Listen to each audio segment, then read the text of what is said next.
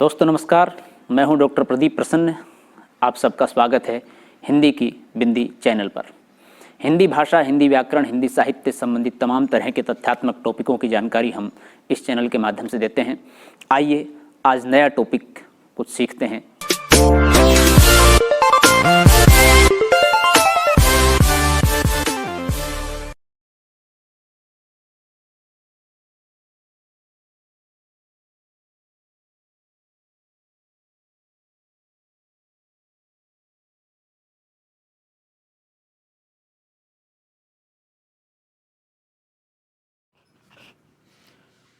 विद्यार्थियों, आज की वीडियो हम बना रहे हैं हिंदी भाषा का उद्भव विकास पार्ट 8।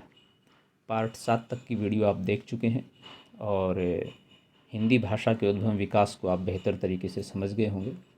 अब आगे की वीडियो हम बना रहे हैं। यदि आप हमारे चैनल पर पहली बार विजिट कर रहे हैं तो सब्सक्राइब करके पूर्व की वीडियो देख सकते हैं। प्रतियोगी परीक्षाओं के साथ साथ अकादमिक परीक्षाओं में ये वीडियो काम आएंगी। हिंदी की उपभाषा एवं बोलियों की चर्चा हम आज कर रहे हैं। हिंदी भाषी क्षेत्र, हिंदी पट्टी।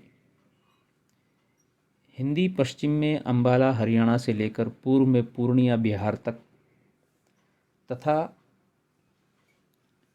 उत्तर में बद्रीनाथ केदारनाथ उत्तराखंड से लेकर दक्षिण में खंडवा मध्य प्रदेश तक बोली जाती है। इसे हिंदी भाषी क्षेत्र या हिंदी पट्टी के नाम से जाना जाता है। इस क्षेत्र के अंतर्गत 9 राज्य उत्तर प्रदेश, उत्तराखंड, बिहार, झारखंड, मध्य प्रदेश, छत्तीसगढ़, राजस्थान, हरियाणा व हिमाचल प्रदेश तथा एक केंद्र शासित प्रदेश राष्ट्रीय राजधानी क्षेत्र दिल्ली आते हैं। इस क्षेत्र में भारत की कुल जनसंख्या के 43 लोग रहते हैं, 43% लोग। हिंदी की उपभाषाएं व बोलियां। बोली किसे कहते हैं? एक छोटे क्षेत्र में बोली जाने वाली भाषा बोली कहलाती है। बोली में साहित्य रचना नहीं होती। उपभाषा, अगर किसी बोली में साहित्य रचना होने लगती है और क्षेत्र का विस्तार हो जाता है तो वह बोली न रहकर उपभाषा बन जाती है। भाषा, साहित्यकार जब उस उपभाषा को अपने साहित्य के द्वारा परिनिष्ठित सर्वमान्य रूप प्रदान कर देते हैं तथा उसका और क्षेत्र विस्तार हो जाता है तो वह भाषा कहलाने लगती है। एक भाषा के अंतर्गत कई उपभाषाएं होती हैं तथा एक उपभाषा के अंतर्गत कई बोलियां होती हैं। सर्वप्रथम एक अंग्रेज प्रशासनिक अधिकारी जॉर्ज ब्रहम ग्रियर्सन ने 1879 ईस्वी में modern vernacular literature of Hindustan में हिंदी का उपभाषाओं व बोलियों में वर्गीकरण प्रस्तुत किया। बाद में ग्रियर्सन ने 1894 ईस्वी से भारत का भाषाई सर्वेक्षण आरंभ किया, जो 1927 ईस्वी में संपन्न हुआ। उनके द्वारा संपादित ग्रंथ का नाम है ए लिंग्विस्टिक सर्वे ऑफ इंडिया। इसमें उन्होंने हिंदी क्षेत्र की बोलियों को 5 उपभाषाओं में बांटकर उनकी व्याकरणिक एवं शाब्दिक विशेषताओं का विस्तार से विवरण प्रस्तुत किया है। इसके बाद 1926 ईस्वी में सुनीत कुमार चटर्जी ने बांग्ला भाषा का उद्भव और विकास में हिंदी का उपभाषाओं व बोलियों में वर्गीकरण प्रस्तुत किया। चटर्जी ने पहाड़ी भाषाओं को छोड़ दिया है, वे उन्हें भाषाएं नहीं गिनते। धीरेन्द्र वर्मा हिंदी भाषा का इतिहास 1933 का वर्गीकरण मुख्यतः सुनीत कुमार चटर्जी के वर्गीकरण पर ही आधारित है। केवल उसमें कुछ संशोधन किए गए हैं, जैसे उसमें पहाड़ी भाषाओं को शामिल किया गया है। इनके अलावा कई विद्वानों ने अपना वर्गीकरण प्रस्तुत किया है। आज इस बात को लेकर आम सहमति है कि हिंदी जिस भाषा समूह का नाम है उसमें 5 उपभाषाएं और 17 बोलियां हैं। हिंदी क्षेत्र की समस्त बोलियों को 5 वर्गों में बांटा गया है। इन वर्गों को उपभाषा कहा जाता है। इन उपभाषाओं के अंतर्गत ही हिंदी की 17 बोलियां आती हैं। उपभाषा, बोलियां और मुख्य क्षेत्र कौन कौन से हैं? राजस्थानी मारवाड़ी पश्चिमी राजस्थानी, जयपुर या ढूंढानी पूर्वी राजस्थानी, मेवाती उत्तरी राजस्थानी, मालवी दक्षिणी राजस्थानी राजस्थान, पश्चिमी हिंदी कोरवी या खड़ी बोली, बांगरू या हरियाणवी, ब्रजभाषा, बुंदेली, कन्नौजी, हरियाणा उत्तर प्रदेश, पूर्वी हिंदी अवधी बघेली, छत्तीसगढ़ मध्य प्रदेश, छत्तीसगढ़ उत्तर प्रदेश, बिहारी भोजपुरी मगही, मैथिली बिहार उत्तर प्रदेश, पहाड़ी कुमायूं, गढ़वाली उत्तराखंड हिमाचल प्रदेश। नोट: एक भाषा विद्वान के अनुसार शुद्ध भाषा वैज्ञानिक दृष्टि से हिंदी की दो मुख्य उपभाषाएं हैं, पश्चिमी हिंदी व पूर्वी हिंदी। बोली, विभाषा और भाषा में क्या अंतर है, इसके बारे में बात करते हैं। विभिन्न बोलियां राजनीतिक सांस्कृतिक आधार पर अपना क्षेत्र बढ़ा सकती हैं और साहित्य रचना के आधार पर वे अपना स्थान बोली से उच्च करते हुए विभाषा तक पहुंच सकती हैं। विभाषा का क्षेत्र बोली की अपेक्षा अधिक विस्तृत होता है। यह एक प्रांत या उपप्रांत में प्रचलित होती है। इसमें साहित्यिक रचनाएं भी प्राप्त होती हैं, जैसे हिंदी की विभाषाएं हैं ब्रजभाषा, अवधी, खड़ी बोली, भोजपुरी व मैथिली।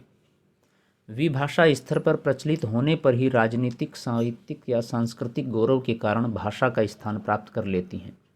जैसे खड़ी बोली मेरठ, बिजनौर आदि की विभाषा होते हुए भी राष्ट्रीय स्तर पर स्वीकृत होने के कारण राष्ट्र स्तर की भाषा के पद पर अधिष्ठित हुई हैं। इस प्रकार दो बातें स्पष्ट होती हैं: बोली का विकास विभाषा में और विभाषा का विकास भाषा में होता है। बोली, विभाषा, भाषा। उदाहरण: भाषा, खड़ी बोली हिंदी विभाषा, हिंदी क्षेत्र की प्रमुख बोलियां जैसे ब्रजभाषा, अवधी, खड़ी बोली, भोजपुरी व मैथिली।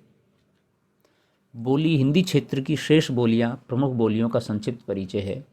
कोरवी या खड़ी बोली, मूल नाम कोरवी, साहित्यिक भाषा बनने के बाद पड़ा नाम खड़ी बोली। अब देखिए, नाम इसका खड़ी बोली है, लेकिन ये भाषा के रूप में प्रयुक्त अब होती है। अन्य नाम बोलचाल की हिंदुस्तानी, सर हिंदी, वर्नाकुलर, खड़ी बोली आदि। केंद्र: कुरु जनपद अर्थात मेरठ, दिल्ली के आसपास का क्षेत्र। खड़ी बोली एक बड़े भूभाग में बोली जाती है। अपने ठेठ रूप में ये मेरठ, बिजनौर, मुरादाबाद, रामपुर, सहारनपुर, देहरादून और अम्बाला जिलों में बोली जाती है। इनमें मेरठ की खड़ी बोली आदर्श और मानक मानी जाती है। बोलने वालों की संख्या 1.5 से 2 करोड़। साहित्य की बात करें तो मूल कोरवी में लोक साहित्य उपलब्ध है, जिसमें गीत, गीत नाटक, लोक कथा, गप, पहेली आदि हैं। विशेषता इसकी क्या है? आज की हिंदी मूलतः कोरवी पर ही आधारित है। दूसरे शब्दों में हिंदी भाषा का मूलाधार, मूलोद्गम कोरवी या खड़ी बोली है। नमूने के रूप में हम थोड़ा सा एक अनुच्छेद देखते हैं। कोई बादशाह था, साहब उसके 2 रानियां थी। वो एक रोज़ अपनी रानी से कहने लगा, मेरे समान और कोई बादशाह है भी। तो बड़ी बोले कि राजा तुम समान को और कौन होगा। छोटी से पूछा तो किया कि एक बिजान शहर है, उसके किले में जितनी तुम्हारी सारी हैसियत है उतनी एक ईंट लगी है। ओ इसने मेरी कुछ बात नहीं रखी, इसको तगमार्गी निर्वासित करना चाहिए। उसको तगमार्दी कर दिया और बड़ी को सब राज का मालक कर दिया। ये उदाहरण है, इस तरह से लिखी पढ़ी जाती थी।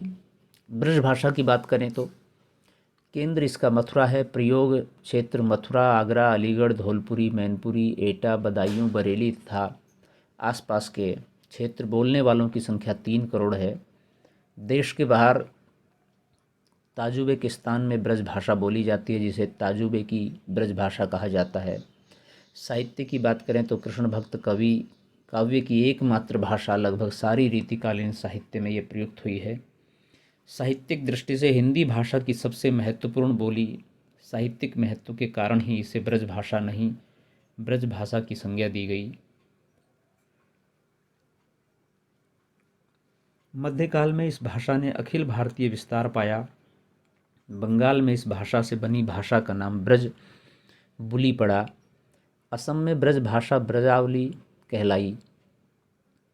आधुनिक काल तक इस भाषा में साहित्य सृजन होता रहा, पर परिस्थितियां ऐसी बनी कि ब्रज भाषा साहित्यिक सिंहासन से उतार दी गई और उसका स्थान खड़ी बोली ने ले लिया।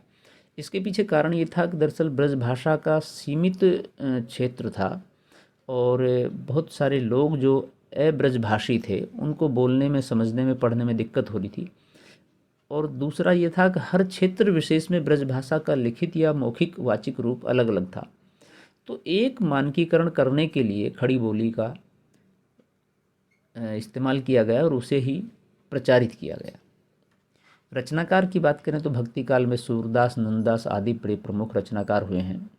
रीतिकालीन बिहारी, मतीराम, भूषण देव आदि बहुत प्रमुख कवि हैं। आधुनिक काल में भारतेंदु हरिश्चंद्र, जगन्नाथ दास रत्नाकर आदि ने भी ब्रजभाषा का प्रयोग किया है। नमूने के रूप में देखते हैं, एक मथुरा जी के चोबे थे यह है जो दिल्ली शहर को चले। गाड़ी वाले बनिए से चोबे जी की भेंट हो गई तो वे चोबे बोले, अरे भैया सेठ कहाँ जाएगो? वो बोले, महाराज दिल्ली जाऊँगो। तो चोबे बोले, भैया हमऊ बैठा ले। बनिया बोला, 4 रुपया चलेंगे भाड़े के। चोबे बोले, अच्छा भैया 4 ही देंगे। ये ब्रजभाषा का एक नमूना जो पूर्व में बिल्कुल चलता था उस तरह का। अवधि की बात करें तो केंद्र अयोध्या, अवध, प्रयोग क्षेत्र लखनऊ, इलाहाबाद, फतेहपुर, मिर्ज़ापुर, अंशतः यानी कि पूर्णतः मिर्ज़ापुर में नहीं बोली जाती, कुछ जगह बोली जाती है। उन्नाव, रायबरेली, सीतापुर, फैजाबाद, गोंडा, बस्ती, बहराइच, सुल्तानपुर, प्रतापगढ़, बाराबंकी आदि क्षेत्र में बोली जाती है। बोलने वालों की संख्या लगभग 2 करोड़ है। देश के बाहर फिजी में अवधी बोलने वाले लोग हैं। साहित्य की बात करें तो सूफी काव्य, राम भक्ति काव्य, अवधी में प्रबंध काव्य परंपरा विशेषतः विकसित हुई, यानी कि भरपूर काव्य लिखा गया है। रचनाकारों में बात करें तो सूफी कवियों में मुल्ला दाऊद जिन्होंने चंदाइन लिखा, जायसी पद्मावत लिखा, कुतुबन, मृगावती, उस्मान, राम भक्त कवियों में तुलसीदास आदि बड़े ही प्रसिद्ध हुए हैं। नमूने की बात करें तो इस भाषा का, एक गांव माँ एक अहीर रहा, ऊ बड़ा भोंग रहा। सवेरे जब सोए के उठई तो पहले अपने महतारी का 4 टनी धमकाए दिए, तब कोनो काम करत रहा। बेचारी बहुत पुरनिया रही, नहीं तो का मजाल रहा केहू देही पे तिरिन छुआए देत। ये अवधी का उदाहरण है।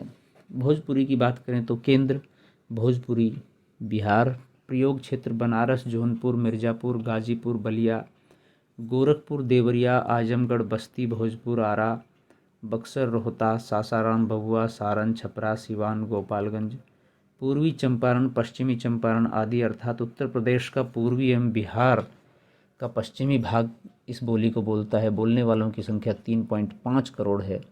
बोलने वालों की संख्या की दृष्टि से हिंदी प्रदेश की बोलियों में सबसे अधिक बोले जाने वाली ये बोली है। इस बोली का प्रसार भारत के बाहर सूरीनाम, फिजी, मॉरिशस, गयाना, त्रिनिडाद में है।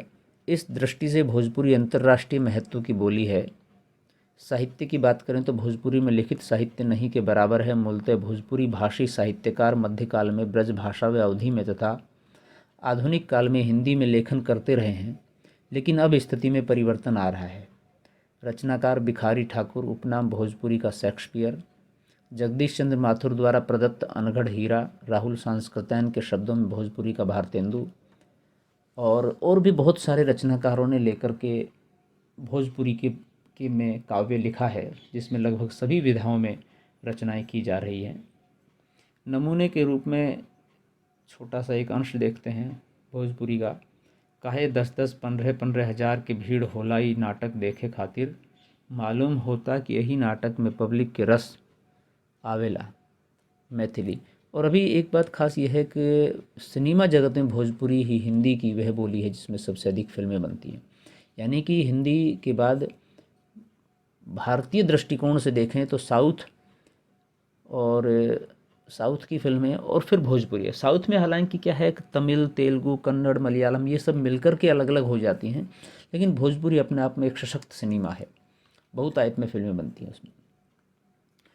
मैथिली की बात करें, लिपि तिरहुता व देवनागरी, केंद्र मिथिला व विदेही या तिरहुत, प्रयोग क्षेत्र इसका दरभंगा, मधुबनी, मुजफ्फरपुर, पूर्णिया, मुंगेर आदि जिले।